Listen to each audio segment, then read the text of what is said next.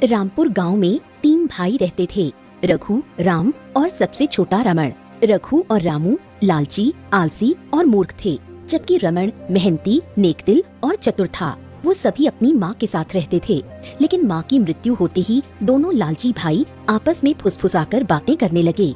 ए भैया, हमें कुछ करना होगा। अगर अभी रमन को घर से नहीं निकाला ना, तो आगे चलकर जमीन में उसका भी हिस्सा लग जाएगा, 1/3 हो जाएगा। हाँ छोटे, तू बिल्कुल सही कह रहा है। उसे किसी भी तरह से घर से निकालना होगा, पर जमीन का असली कागज कहाँ रखा है, बस यही तो मुझे भी नहीं पता है, और बिना उसके कुछ होगा नहीं। अरे हाँ, मेरे पास है जमीन के असली कागज, और मैं क्या कहता हूँ, शायद उसी पर उसका अंगूठा लगवाकर हम उसे निकाल सकते हैं। अरे वाह, ये हुई ना बात। तो फिर देर किस बात की है, आज ही इस काम को अंजाम दे डालते हैं। फिर दोनों भाई कागज लेकर रमन के पास जाते हैं। भैया क्या हुआ, आप दोनों बहुत परेशान लग रहे हैं, सब कुछ ठीक तो है ना? देख रमन, अब माँ तो इस दुनिया में रही नहीं, अब ये घर और जमीन अब हमारे नाम होंगे। अरे भैया, आप ये कैसी बातें कर रहे हैं? हम 3 भाई हैं, तो जमीन का भी 1/3 यानी कि तीनों का बराबर हिस्सा होना चाहिए ना। ऐसा तो कभी नहीं होता कि किसी एक को सब मिल जाए और बाकी 2 को कुछ न मिले। अरे तू चुप हो जा और चला जा यहाँ से। इस घर में अब तेरे लिए कोई जगह नहीं है। 1/3 नहीं, जो होगा 1/2 होगा। हाँ। नहीं नहीं नहीं नहीं भैया, मैं इस घर से नहीं जाऊंगा। ये घर मेरा भी है और इस पर मेरा भी अधिकार है। अरे अगर तू अपनी बात पर अड़ा रहेगा तो मैं जबरन तुझे निकाल दूंगा। और पहले इस कागज पर अंगूठा लगा, ये रहा, लगा जल्दी से। नहीं नहीं नहीं नहीं, मैं कोई कागज पर अंगूठा नहीं लगाऊंगा। अरे लगाना ही पड़ेगा, वरना हम तुझे जान से मार देंगे। लगा अंगूठा, तू लगा, ससुर का नाती, लगा। मजबूरी में रमन अंगूठा लगा देता है। अब तू निकल जा मेरे घर से, यहाँ तेरे लिए कोई जगह नहीं है। रमन को घर से धक्के मारकर बाहर निकाल दिया जाता है। दोनों भाई अंदर चले जाते हैं। हे भगवान, ये मेरे भाइयों को क्या हो गया है? वो मेरे साथ ऐसा व्यवहार काहे कर रहे हैं? अब मैं कहाँ जाऊँ, क्या करूँगा? रमन भूखा प्यासा गांव-गांव भटकता है। कई दिन बीत जाते हैं। वहीं दूसरी तरफ दोनों भाई बहुत खुश थे। अरे रामू भाई, छोटे, मजा आ गया। अब हमारा घर जमीन सिर्फ हम दोनों का है, यानी कि 1/2। हाँ भैया, अब हम दोनों मिलकर खेती करेंगे और इस बार अच्छी नस्ल के बीज डालेंगे। खेती खूब होगी दबा के। अरे बिल्कुल बिल्कुल, इस बार तो हम दिन रात मेहनत करेंगे और खूब अनाज उगाएंगे। दोनों भाई खुशी खुशी खेती में लग जाते हैं। उधर रमन भटकते भटकते एक दिन साधु बाबा से मिलता है। हरिओम हरिओम हरिओम। पुत्र, तुम इतने उदास क्यों हो? तुम्हारे चेहरे पर पीड़ा झलक रही है, क्या बात है? बाबा, मेरे दोनों भाइयों ने मुझे धोखा दिया, घर और जमीन अपने नाम करवा ली और मुझे धक्के मारकर बाहर निकाल दिया। पुत्र, ये तुम्हारे भाइयों के लालच का फल है, पर तुम इस तरह भटकते क्यों हो? सामना करो मुसीबतों का, अपनी बुद्धि का इस्तेमाल करो। हाथ पांव बांध कर बैठने से कुछ भी हासिल नहीं होगा। पर बाबा, वो दोनों मेरे बड़े भाई हैं, मैं उनके साथ कैसे गलत कर सकता हूँ? बेटा, गलत का जवाब सही से देना ही सबसे बड़ा धर्म है। याद रखो, कर भला तो हो भला। हरिओम हरिओम।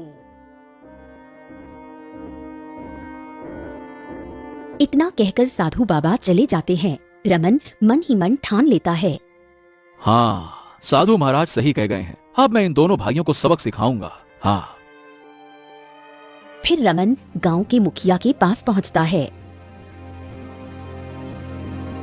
मुखिया जी, आपसे मुझे एक जरूरी बात कहनी है। हाँ हाँ, अब बोलो बेटा, क्या हुआ? मुखिया जी, मेरे घर के और जमीन के असली कागजात तो माँ ने आपके पास रखे थे ना? हाँ हाँ हाँ, सही कहा। तुम्हारी माँ ने मुझे वो कागज देते समय कहा था कि अगर तीनों बेटों में झगड़ा हो तो यही असली कागज काम आएगा। अच्छा, क्यों पूछ रहे हो बेटा? हाँ मुखिया जी, मेरे दोनों भाइयों ने मुझे घर से निकाल दिया। अब मैं उन्हें सबक सिखाना चाहता हूँ। क्या वो कागज मुझे दीजिएगा? हाँ बेटा, तूने बिल्कुल सही कहा। वो कागज है मेरे पास, रुक जा, मैं लेकर आता हूँ। तुम्हारे दोनों भाई तो थे ही लालची, उसे अच्छे से सबक सिखाना बेटा। हाँ। मुखिया असली कागज लाकर रमन को दे देता है। रमन वो कागज लेकर घर लौट आता है। अरे तू फिर से आ गया रमन। अरे मैंने कहा था ना कि तेरे लिए इस घर में कोई जगह नहीं है। भैया लगता है कि इसे मार खाए बिना चैन नहीं मिलेगा, फिर हमारे पास आ गया मार खाने के लिए। देखो भैया, देखो भैया, आप दोनों को मैं यहाँ कुछ याद दिलाने आया हूँ। मैं ये याद दिलाने आया हूँ कि तुम्हें ये घर और जमीन छोड़कर जाना होगा। अरे ये कैसी बकवास कर रहा है रे तू? ये हमारा घर है। इस जमीन पर हमने मेहनत से फसल उगाई है और तू भूल गया क्या? हमने तुझसे कागज पर अंगूठा लगाया था। ओ माफ करना, तूने अपने से लगाया था। ये बात सही है, बोल लगाया था कि नहीं लगाया था? भैया वही तो मैं कहने आया हूँ। जिस कागज पर तुमने मुझसे अंगूठा लगवाया था वो था नकली। असली कागज तो माँ ने पहले से ही कहीं और छिपा दिया था। माँ ने मुझे कहा था कि तेरे दोनों भाई लालची हैं, जब वो तुझे घर से निकाल दें तब इस असली कागज का इस्तेमाल करना। और आज मैं वही, ये देखिए, असली कागज लेकर आया हूँ। और अब ये घर मेरा है और तुम्हारी मेहनत से उगी हुई फसल भी मेरी है, मेरी, क्योंकि वो जमीन मेरी है, समझे? अरे ये झूठ है, झूठ है ये सब। तू हमें यहाँ से नहीं निकाल सकता। फालतू में नकली कागज बना के ले आया है तू। झूठ बोल रहा है तू, झूठ। हाँ, अरे चल जा यहाँ से, वरना मार मार के तेरा भर्ता बना देंगे। अंजाम बहुत बुरा होगा। निकल यहाँ से। इतने में दो गांव वाले वहाँ आ जाते हैं। अरे भाई, रमन ने बिल्कुल ठीक कहा। दोनों भाई तो बचपन से ही लालची हैं। हाँ, और नहीं तो क्या, कभी अपने माँ बाप की सेवा नहीं की और अब इस बेचारे भाई को घर से ही निकाल दिया। इसलिए ही तुम्हारी माँ ने असली कागज रमन को दिया था। सही किया रमन ने। अब इस घर और जमीन पर सिर्फ उसी का हक है। इसलिए तुम दोनों इस घर से निकल जाओ, वरना हम बता रहे हैं, हम लोग रमन के साथ हैं। बहुत मारेंगे तुम लोगों को। गांव वालों की बात सुनकर रघु और रामू गुस्से में सबसे बड़बड़ाते हुए वहाँ से चले जाते हैं।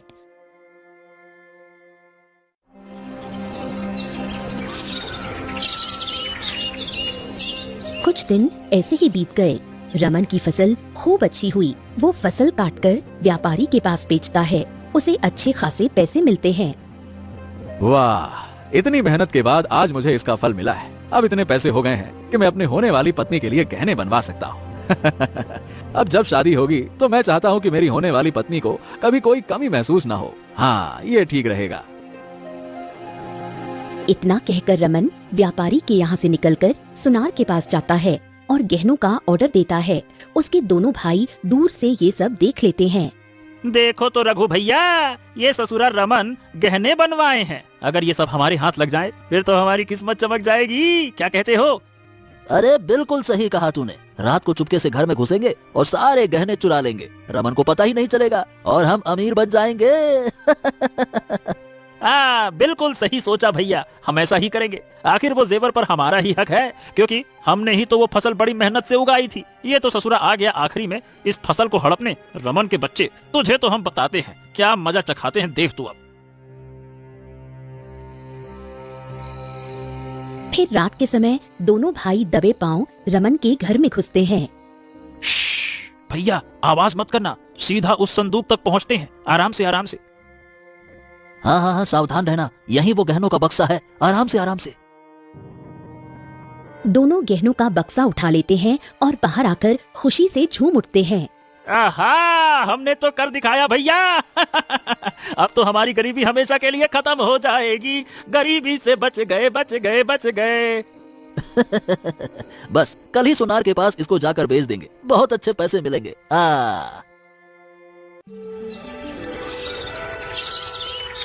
अगले दिन दोनों भाई गहनों का बक्सा लेकर सुनार के पास पहुंचते हैं। सुनार भैया, देखो हमारे पास कितने कीमती गहने हैं। इनका अच्छा अच्छा दाम लगा दो। अरे रामू रामू, आओ आओ। अरे भाई, इतने सारे गहने कहाँ से ले आए भैया? अरे भाई सुनार, आप तो आम खाओ, गुठलियाँ क्यों गिन रहे हो? मैं कहीं से ले आया हूँ, उससे आपको क्या है? बस मुझे कड़क नोट दे दो। फिर सुनार वो गहने देखता है और जोर से हंस पड़ता है। अरे ओ नालायको, इतने बड़े हो गए हो लेकिन तुम्हें ये भी नहीं पता कि क्या असली और क्या नकली होता है। तुम दोनों तो बेवकूफों के भी सरदार निकले। अरे ये तो नकली है, नकली। इनकी तो कोई कीमत ही नहीं है। क्या नकली? नहीं नहीं नहीं नहीं, ऐसा कैसे हो सकता है? मैंने खुद अपनी आंखों से देखा था। ये असली जेवर था, फिर ये नकली कैसे हो सकता है? हमें धोखा दिया गया है। रमन ने हमें धोखा दिया है भैया। हाँ। अरे तुम दोनों हमें बेवकूफ समझ रहे थे ना। रुक जा, अभी सबक सिखाता हूँ। अरे भाइयों, अरे सुनो, इधर आओ इधर आओ। इन दोनों बेवकूफों ने मुझे कहीं से चोरी करके नकली जेवर बेचने की कोशिश की। इनको तो सबक सिखाना पड़ेगा। हाँ। तभी दो गांव वाले वहां आ जाते हैं। अरे ये दोनों, अरे भैया ये दोनों भाई तो हमेशा लालच में अंधे रहते हैं। एक नंबर के लालची हैं, लालची। अब देखो खुद ही फंस गए। सही कहा, गहनों का असली नकली का फर्क ही नहीं समझ पाए और चले थे चोरी करने। इनकी तो खूब खबर लेनी चाहिए। अरे मारो ससुर के नातियों को, मारो मारो। गांव वाले भीड़ जुटा लेते हैं और दोनों भाइयों को जमकर पीटते हैं। फिर दोनों अपनी जान बचाकर वहां से भागते हैं। कुछ देर बाद दोनों भाई बुरी तरह पिटकर एक कोने में बैठे थे। अरे रे रे रे रे रे, अरे रे रे रे रे, ए भैया हमसे कितनी बड़ी गलती हो गई। हम तो इतने बड़े बेवकूफ निकले कि असली नकली का फर्क तक नहीं समझ पाए। हाँ, और मुझे तो लगता है कि ये सब रमन की चाल थी। उसने जानबूझकर हमें नकली गहनों के पीछे लगाया। अरे उसने हमारे साथ धोखा किया है, धोखा। सही कहा, अब हमें उससे बदला लेना होगा भैया। अरे रे रे रे, बहुत मारा गांव वालों ने। बदला लेना होगा भैया, बदला। तो चलो अभी चलते हैं उस ससुरे रमन के पास और आज उसको सबक सिखाते हैं। चलो। दोनों भाई गुस्से से भरे रमन के घर की ओर बढ़ते हैं। क्यों रे रमन, तूने हमारे साथ धोखा किया। तू जानता था कि हम चोरी करने आएंगे, इसलिए तूने वहाँ नकली गहने रख दिए। और तू हमें बेवकूफ समझता है। अब तुझे हम छोड़ेंगे नहीं। हाँ। अरे वाह वाह वाह वाह वाह, आप लोग इतने समझदार कब से हो गए भैया? आपने तो मेरे पूरे प्लान का भेद ही खोल दिया। मैं पहले ही जानता था कि आप दोनों चोरी करने आओगे, इसलिए असली गहनों को हटा दिया और नकली गहने रख दिए। हाँ। अरे तूने जो दिए दिए कर रहा है ना, बहुत हल्के में ले रहा हमको। अभी हम तुझे सबक सिखाएंगे। रुक जा, तेरी तो।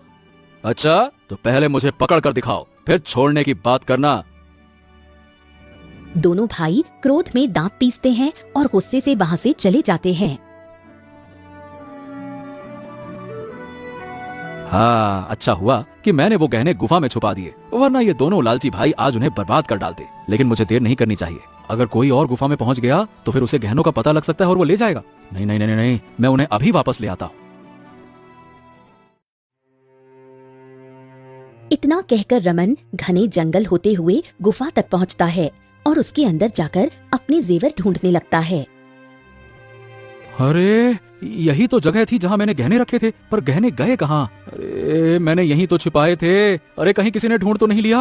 नहीं नहीं नहीं नहीं, नहीं। मुझे अंदर जाकर देखना होगा।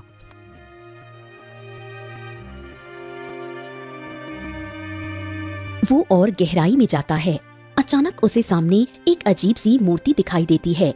मूर्ति की आंखों से चमक निकलती है। ठहर जा मनुष्य, क्यों आया है तू यहाँ?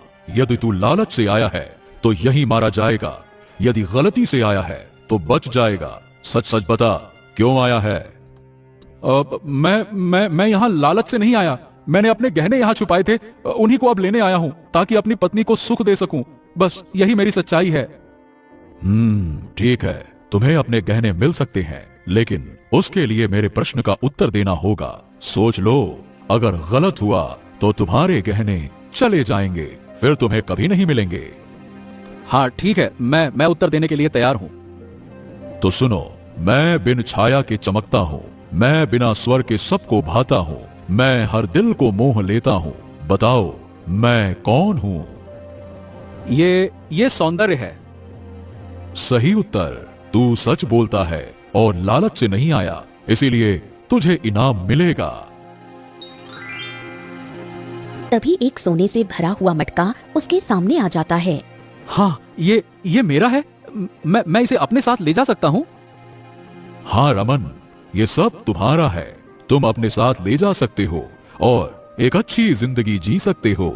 जाओ। रमन खजाने से भरा मटका लेकर गांव पहुंचता है। गांव वाले उत्साहित होकर इकट्ठा हो जाते हैं। देखो सभी गांव वालों, आज मुझे ये खजाना मिला है। सोने के सिक्कों से भरा ये मटका, और मैं इसे सिर्फ अपने लिए नहीं रखूंगा, मैं इसे हमारे गांव के सभी गरीब और दुखियों की मदद के लिए बांटूंगा। अब कोई भी भूखा ना रहे, कोई भी परेशान ना रहे। हाँ। वाह रमन वाह, तो सचमुच में महान है। इस खजाने से तूने सिर्फ खुद को नहीं बल्कि सबको खुश कर दिया। हाँ भाई, ये तो कमाल कर दिया। अब हमारे गांव में सुख शांति आएगी। रमन खुशी खुशी खजाना बांटने की तैयारी करता है। वहीं रघु और रामू दूर से ये सब देख रहे हैं। देख रहा है रामू, ये बेवकूफ हमारे बिना ही ऐसा कर रहा है। हमें कुछ करना पड़ेगा रे। हाँ, इसकी इतनी इज्जत बढ़ गई है, इस बार तो हम इसे बर्बाद कर देंगे। हाँ। तो चलो राजा के पास चलते हैं। कहेंगे कि रमन चोर है, उसने खजाना चुराया है, उसे सजा दी जाए। ये हुई ना बात। बिल्कुल ठीक कहा भैया, चलिए हम अभी चलते हैं।